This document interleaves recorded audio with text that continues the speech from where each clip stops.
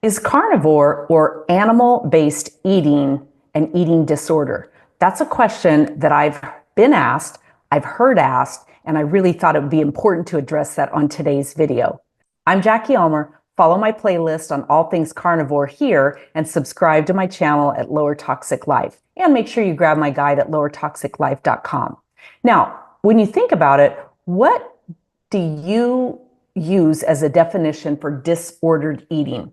We think of eating disorders, and typically two of them come to mind: anorexia and bulimia. Anorexia is where you starve yourself, you have a lot of mental issues typically associated with that, and you see yourself literally reflected back in the mirror as overweight and unsightly and needing to lose weight. Bulimia is where you have some of those same things, but you make yourself throw up after eating. A lot of bulimics aren't necessarily fixated on being super thin. They use food as a mechanism to comfort themselves, soothe themselves, move them past anxiety, and then they puke it all back up because they eat so much of it. It's binge style eating. Now, those aren't formal definitions. And of course, I'm not a doctor. I'm not a scientist. So use all of this information on my channel for entertainment, information, and then you do you. Unless you do want to get into a formal coaching situation, and I am a nutritional coach. All right, so a lot of people have said that about animal-based eating. Now, it's interesting, I don't often hear that referred to when the vegan crowd comes out and they talk about being 100% plant-based. Although some people may see it that way, I really had to stop and digest, pun intended, all of that with eating disorders. Now, the thing with carnivore is that most people go to the carnivore diet because they're struggling with something. They've got chronic health issues, they're overweight, they're obese, they've got diabetes, they've got something going on within them that's led them down this path. And so my question becomes, if you're doing something to heal yourself, to make yourself better, and you're going into it with all your faculties and a very solid mindset and a defined why and a protocol, is that disordered eating? I would say absolutely not. Dr. Ken Berry, who wrote the book Lies My Doctor Told Me, you can follow his channel here. He talks a lot about the proper human diet. Proper human diet. Now, the proper human diet is more of a keto-vore-ish type thing. His wife is more keto-vor, and he's carnivore. And the difference is allowing a certain amount of fruits, a certain amount of vegetables, some honey, and different things like that into the diet. And I'm here to tell you, I don't know that I will ever be 100% carnivore.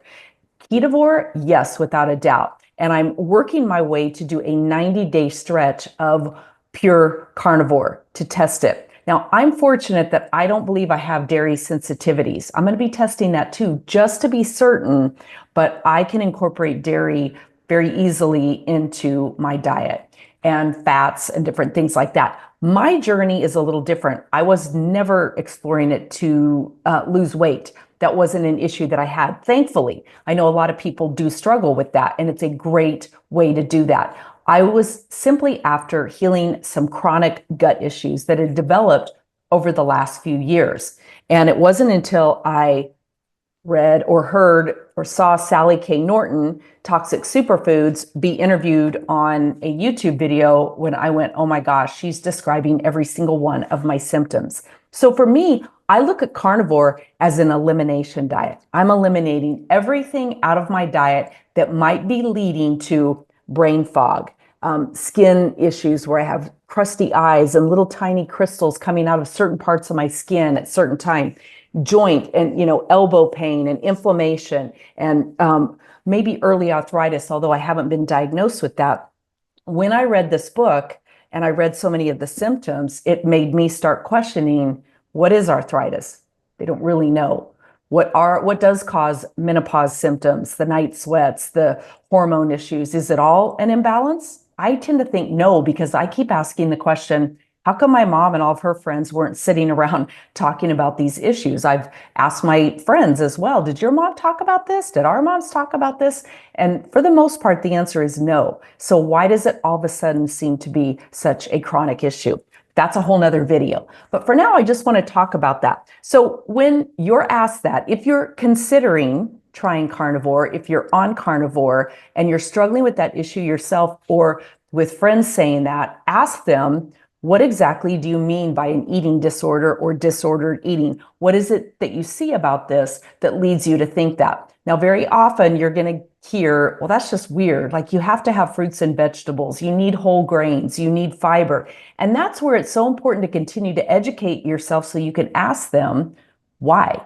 Why do you think one needs fiber? I like to ask questions in a different way. I don't like to cite research or data or a lot of the facts and science, if you will, that I found after spending hundreds and thousands of hours researching all this. Instead, I like to ask them where they get their beliefs. Because one thing I've shared, I've had to literally set aside all of my old beliefs around food, diet, nutrition, vegetables, fruits, seeds, nuts, fiber, what a well-balanced meal is. I've had to set aside all of that. And I've literally taken myself back to my ancestral roots in those Paleolithic ancestors of ours who roamed the earth barefoot and wearing animal skins and, making fire with sticks, and say, is this something they would have eaten?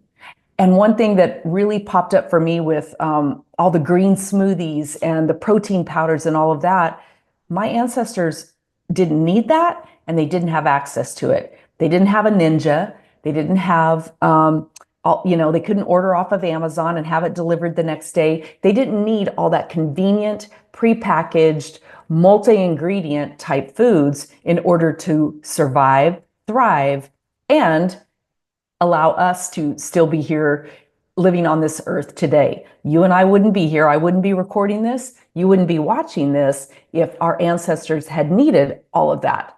Now, that's not to say that all of those things are bad, that technology and modern advances are bad. I certainly love cooking with my gas stove and not having to go out there and rub two sticks together and create fire. But the question with some of it is it truly serving us to our highest good? Are we as healthy as we could be? What is causing all of this chronic disease that we're experiencing in the world today?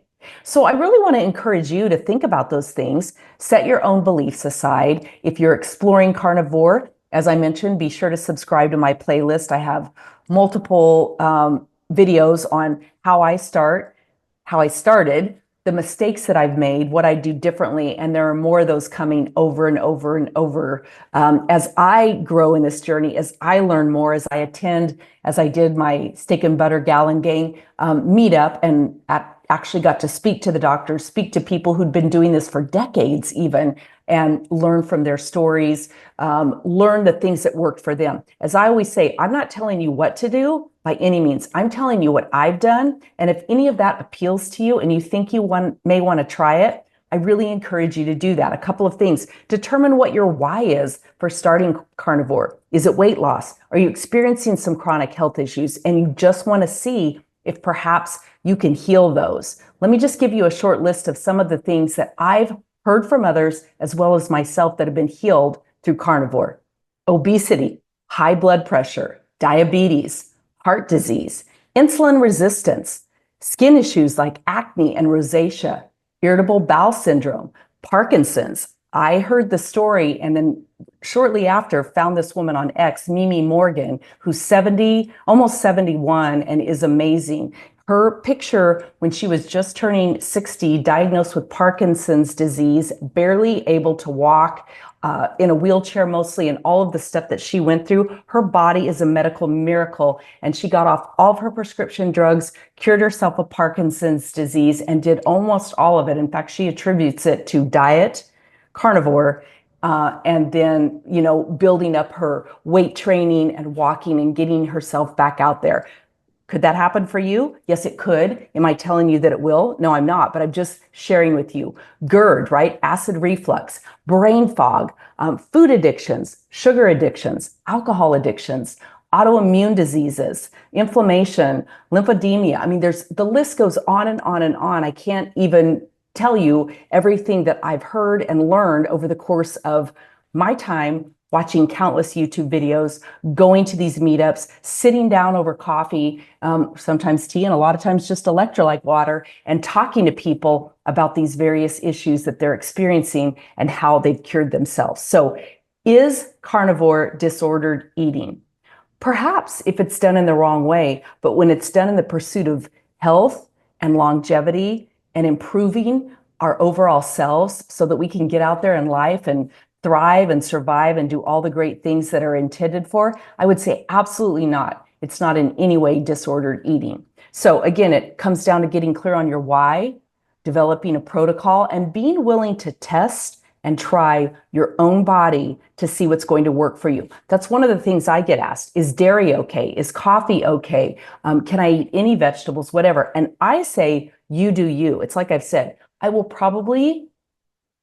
say probably because I'm not going to commit to ever, never, always, any of that. I'm going to say it's likely that I will never be 100% carnivore, although I'm definitely working my body through my own toxic overload of oxalates to get to the point where I can incorporate more of these foods back in. And then I'm just going to do that. I'm going to test. I'm going to try. On April 13th, 2025, I went cold turkey and gave up all of my toxic superfoods that I absolutely loved: chia seeds, hemp seeds, sweet potatoes, cacao powder, my almond flour, everything, my almond butter, almonds in general, nuts in general. I gave up what was amounting to about 2,000 to 3,000 milligrams of oxalates on a daily basis.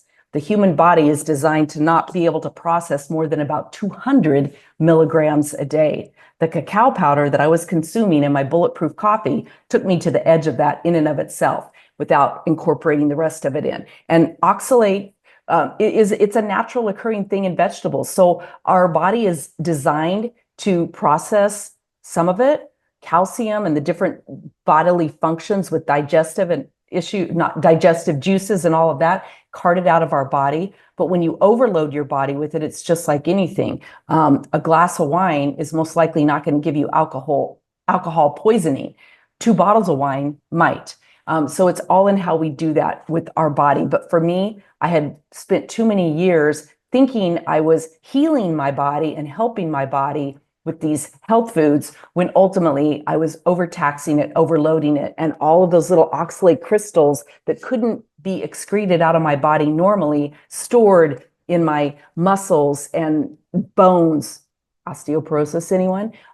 Brain, muscle tissues, soft tissues, different things like that. So I'm in the process now of detoxing all of that. So while it might seem like it's disordered eating, it's not. I'm following a very specific protocol.